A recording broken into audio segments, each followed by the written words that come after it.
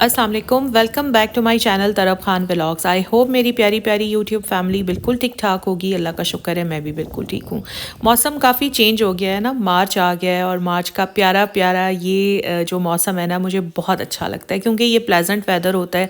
इसमें ना ज़्यादा सर्दी होती है ना ज़्यादा गर्मी होती है, तो मुझे ये मौसम बहुत पसंद है। अच्छा, 2 दिन से तो लाहौर में बहुत सर्दी पड़ रही थी और कल तो बल्कि हेल स्टॉर्म भी आया था। बट लाहौर इतना बड़ा है कि लाहौर के कुछ एरियाज़ में हेल स्टॉर्म आया था और कुछ में तो पता भी नहीं चला था कि ओले कहीं पड़े भी हैं।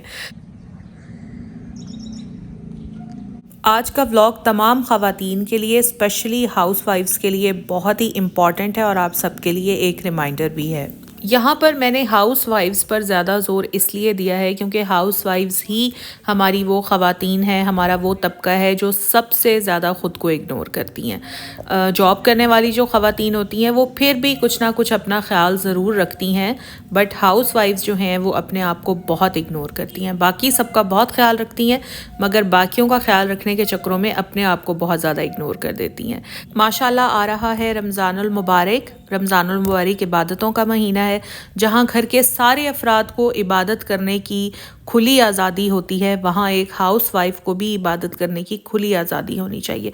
खुली आज़ादी का लफ्ज़ मैंने क्यों बोला है, वो मैंने इसलिए बोला है कि एक हाउस वाइफ घर के कामों में इतना ज़्यादा बिज़ी हो जाती है या फिर हाउस वाइफ को घर के कामों में इतना ज़्यादा बिज़ी कर दिया जाता है फोर्सफुली कि उसको ना तो इबादत करने का टाइम मिलता है और ना ही अपना ख्याल रखने का टाइम मिलता है। इसीलिए हाउस वाइफ्स और जॉब ओरिएंटेड दोनों ख़वातीन के लिए हम व्लॉगर्स इस तरह के व्लॉग्स बनाते हैं जो रमज़ानुल मुबारक में आपका टाइम सेव कर सकें, आपका टाइम बचा सकें। इसीलिए हम लोग आपको दिखाते हैं कि अगर आप सारी फूड प्रेपरेशन पहले से कर लें तो रमज़ान में आपको एनफ टाइम मिल जाता है कि आप अपनी इबादत भी कर सकते हैं, आप आराम से अपने घर का काम भी कर सकते हैं और आप आराम से अपनी ग्रूमिंग भी कर सकते हैं। बात सारी होती है टाइम को और कामों को मैनेज करने की। अगर आप टाइम और वर्क मैनेजमेंट सीख जाएंगी तो फिर आपके लिए कोई प्रॉब्लम नहीं रहेगी। रमज़ानुल मुबारक में रोज़े, इबादत, घर के काम, इन सब के साथ साथ आप अपनी सेल्फ ग्रूमिंग कैसे करेंगी, आज का व्लॉग इसी बारे में है। सो आए चलते हैं, स्टेप बाय स्टेप आपको सारा बताती हूँ। बहुत आसान सी चीज़ें हैं जिन्हें फॉलो करके आप रमज़ानुल मुबारक में भी ख़ुद को फ्रेश, एनर्जेटिक, खूबसूरत और वेल ग्रूम्ड रख सकती हैं। फर्स्ट थिंग फर्स्ट, बड़ी सिंपल सी बात है। If you want to look well groomed you need to be well groomed. जितनी भी ख़वातीन मेरा व्लॉग देख रही हैं, अगर मैं आप सबसे ये क्वेश्चन पूछूं कि आप में से कितनी ख़वातीन ऐसी हैं जो सुबह उठकर सबसे पहले अपने टीथ ब्रश करती हैं, तो शायद कमेंट में आप सारे आकर लिखेंगे कि हम तो करते हैं। बट आई नो कि बहुत सारी ऐसी होंगी जो 2-2, 3-3 दिन अपने टीथ ब्रश करती ही नहीं है। और जब रमज़ान आता है तो बिल्कुल ही मतलब है कि ये जो ड्यूरेशन है ये और ज़्यादा बढ़ जाती है क्योंकि मोस्टली ख़वातीन तो इस चीज़ में कंफ्यूज होकर रह जाती हैं कि रोज़े में ब्रश करना है नहीं करना है, पेस्ट मुंह में चली गई तो रोज़ा टूट जाएगा और इस तरह की और कई बातें। तो जब आपको एक चीज़ इतनी कंफ्यूज कर रही है तो आपने रोज़े में ब्रश करना ही क्यों है? सहरी का टाइम है ना हमारे पास, सहरी के वक्त, सहरी करने से पहले या फिर सहरी करने के बाद में अपने टीथ ब्रश कर लें। रमज़ानुल मुबारक से हटकर भी डेली सबको उठकर सुबह सवेरे अपने टीथ ब्रश करने चाहिए।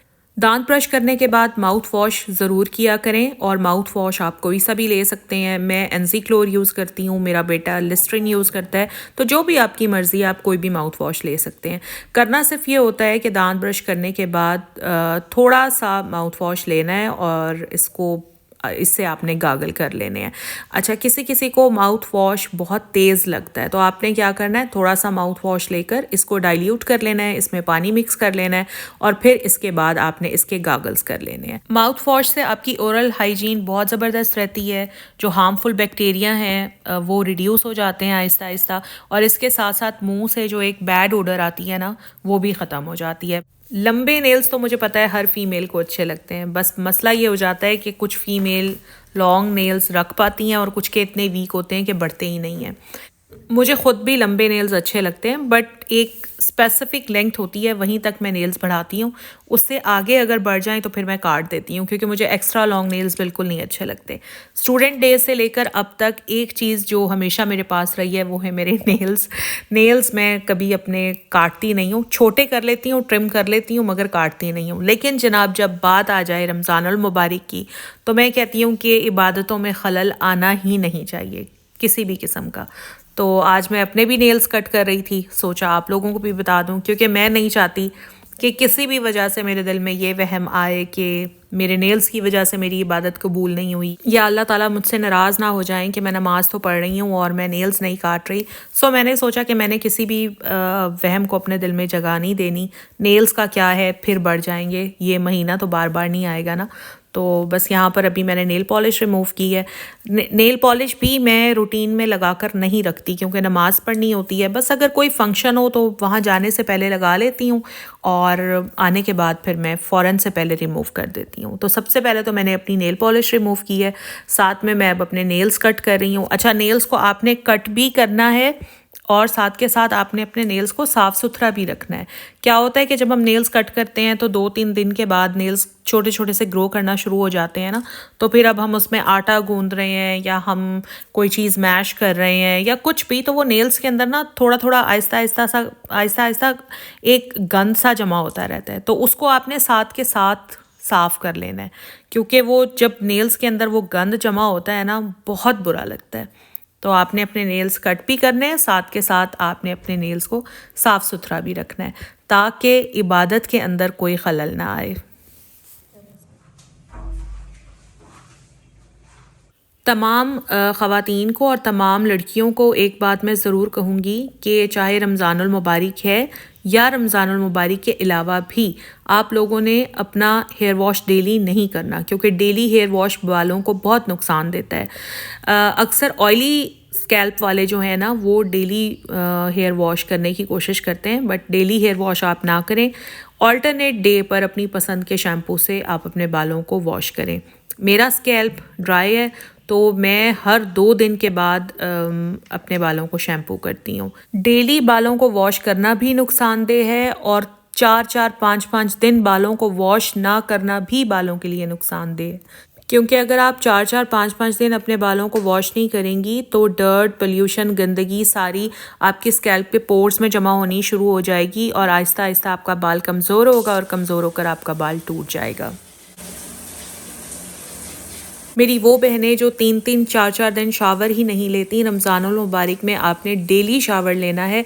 और अगर डेली शावर नहीं आप ले सकती तो ऑल्टरनेट डे पर आपने शावर लाजमी लेना है। कभी भी शावर को किसी परफ्यूम या किसी डिओड्रेंट से रिप्लेस ना करें। मैंने अक्सर देखा है कि 3-3, 4-4 दिन ख़वातीन नहाती नहीं है, बस एक चीज़ पर जोर रहता है कि परफ्यूम लगा लिया, डिओड्रेंट लगा लिया। इसे बिल्कुल ना करें, और रमज़ानुल मुबारक में डेली शावर को इंश्योर करें। शावर लेने के साथ साथ कपड़े बदलना भी ज़रूरी है। अगर आप डेली शावर ले रहे हैं बट कपड़े नहीं चेंज करें तो इसका भी कोई फ़ायदा नहीं है, क्योंकि स्वेटिंग होती है, कपड़ों में से स्मेल आती है। अगर आप शावर ले भी लेंगे ना तो आप में से एक स्मेल आएगी ही आएगी, क्योंकि आपने कपड़े नहीं चेंज किए हुए। जब भी शावर लें कपड़े भी साथ ज़रूर चेंज करें। बल्कि मैंने तो अपने लिए नमाज वाली चादर ऑनलाइन ऑर्डर की हुई है, इंशाल्लाह 2-3 दिन तक आ जाएगी, तो मैं वो भी आपके साथ शेयर करूँगी। नमाज वाली चादर से बड़ा फ़ायदा हो जाता है, पूरा जिस्म कवर हो जाता है। हम लाख एहतियात करें, जब भी नमाज़ पढ़ने लगते हैं तो कभी सर से दुपट्टा हटने लग जाता है, कभी आस्तीन ऊपर हो जाती है, कभी पायचा ऊपर हो जाता है। तो बेहतर है कि नमाज वाली चादर ही पहन ली जाए। जब आएगी मेरी चादर तो मैं आप लोगों के साथ लाजमी शेयर करूँगी, और अगर मुझे स्टफ़ अच्छा लगा तो लिंक भी आप लोगों के साथ लाजमी शेयर करूँगी। अक्सर मेरी बहनें सुबह उठकर अपने बाल ब्रश करना भूल जाती हैं, बस दुपट्टे या चादर की बुक्कल मारी और काम में लग जाती हैं, किचन में घुस जाती हैं। नहीं, ऐसे ना किया करें। जब आप अपना फेस वॉश कर लेती हैं, टीथ ब्रश कर लेती हैं, तो सबसे पहले अपने बाल ब्रश किया करें। आप देखें कि आप ख़ुद अपने अंदर कितना चेंज फील करेंगी। रमज़ानुल मुबारक में भी आपने अपनी स्किन केयर करना नहीं छोड़नी। थोड़ा बहुत टाइम आपने अपनी स्किन केयर के लिए निकालना ही निकालना है। अगर आप चीज़ों को अच्छे से मैनेज करेंगी तो आप स्किन केयर के लिए भी आराम से टाइम निकाल पाएंगी। देखिए, स्किन केयर करना कोई मुश्किल नहीं है, क्योंकि स्किन केयर की की बेसिक 3 ही चीज़ें होती हैं, अगर आप वो कर लेंगी तो आपकी स्किन हमेशा के लिए अच्छी रहेगी। बाकी जितनी भी चीज़ें होती हैं वो सारी ऑप्शनल होती हैं। स्किन केयर में कौन कौन सी चीज़ें आती हैं? स्किन केयर में सबसे पहले आता है जी आपका सन ब्लॉक, फिर आता है टोनर। टोनर ऑयली स्किन वालों ने यूज़ करना है, ड्राई स्किन वालों ने हरगिज़ भी टोनर यूज़ नहीं करना, ठीक है। अच्छा, उसके बाद आता है आपका मॉइस्चराइज़र। अब मॉइस्चराइज़र आप कोई भी यूज़ कर लें according to your skin type, या फिर आप डे क्रीम और नाइट क्रीम की फॉर्म में भी अपना मॉइस्चराइज़र सेलेक्ट कर सकते हैं। जैसे मैं आजकल मॉइस्चराइज़र यूज़ कर रही हूँ लॉरियल रिवाइटालिफ्ट, मैंने इसकी डे क्रीम भी ली हुई है, मैंने इसकी नाइट क्रीम भी ली हुई है, बट नाइट क्रीम आप मेडिकेटेड भी यूज़ कर सकते हैं। मैं अपनी स्किन केयर रूटीन को चेंज करती रहती हूँ हर 2 से 3 माह के बाद, तो इसलिए मेरे प्रोडक्ट्स आपको हमेशा चेंज ही मिलेंगे। 25 साल से ऊपर जिनकी भी उम्र है उनके लिए लॉरियल रिवाइटालिफ्ट डे क्रीम और नाइट क्रीम बहुत ही ज़बरदस्त है, क्योंकि ये एजिंग के प्रोसेस को भी स्लो करती है और स्किन को बहुत अच्छे से मॉइस्चराइज भी करती है। रमज़ान में अगर हल्का फुल्का सा मेकअप कर लिया जाए ना तो अपना आप बहुत अच्छा लगता है। देखें, शावर लिया हुआ हो, साफ़ सुथरे कपड़े पहने हुए हों, उस पर हल्का फुल्का सा मेकअप, इंसान कितना अच्छा लगता है ना, ख़ुद अपने आप को भी और बाकी लोगों को भी। यहाँ पर मैं आपको दिखा रही हूँ मेबेलिन का पोर मिनिमाइज़र। ये तो आप लोग लाजमी लेकर रख लें। सन ब्लॉक अप्लाई करने से पहले ये अगर आप पोर मिनिमाइज़र अप्लाई कर लें तो जो आपके पोर्स ओपन हुए हुए होते हैं ना, वो for the time being close दिखते हैं और स्किन बड़ी अच्छी लगती है। इससे स्किन पर ना एक शाइन भी आ जाती है। उसके बाद आप अपना सन ब्लॉक अप्लाई कर लें। देखिए, मैं वही चीज़ें बताती हूँ जो मैं खुद करती हूँ और जो मुझे लगता है कि मेरे लिए भी करना आसान है और आपके लिए भी करना आसान होगी। मेकअप करने से मेरा भी बहुत दिल घबराता है, मैं बहुत भागती हूँ मेकअप से, लेकिन डेली बेसिस पर अगर हल्का फुल्का सा ईजी सा मेकअप कर लिया जाए या रमज़ान में कर लिया जाए या हस्बैंड के आने से पहले पहले कर लिया जाए तो हस्बैंड और वाइफ दोनों को ही बड़ा अच्छा फील होता है। तो मैं बहुत इजी पीजी सी चीज़ें आपको बता रही हूँ। बहरहाल आपने सन ब्लॉक अप्लाई कर लिया। सन ब्लॉक अप्लाई करने के बाद कोई ब्लश ऑन, कोई आई शेडो, कोई आईलाइनर, कुछ नहीं करना। सिर्फ आप काजल ले लें या काजल पेंसिल या सुरमा, जो भी आपके पास है, आप वो आंखों में डालें। मैं काजल यूज़ नहीं करती, मैं पेंसिल यूज़ करती हूँ। अच्छा, अगर आप लोग अब तक आपने ये ट्राई नहीं ना किया काजल या सुरमा या आई पेंसिल, तो अब से आप लगाना शुरू कर दें। एक तो आपकी आंखें भी बहुत प्यारी लगेंगी, दूसरा आपके चेहरे पर ना एकदम से एक रौनक आ जाएगी। फिर आपने लेनी है जी कोई भी लिपस्टिक जो लाइट शेड में हो, या फिर मैंने तो ये मैट लिपस्टिक पेंसिल्स रखी हुई हैं, हल्की हल्की सी मैं ये अप्लाई कर लेती हूँ।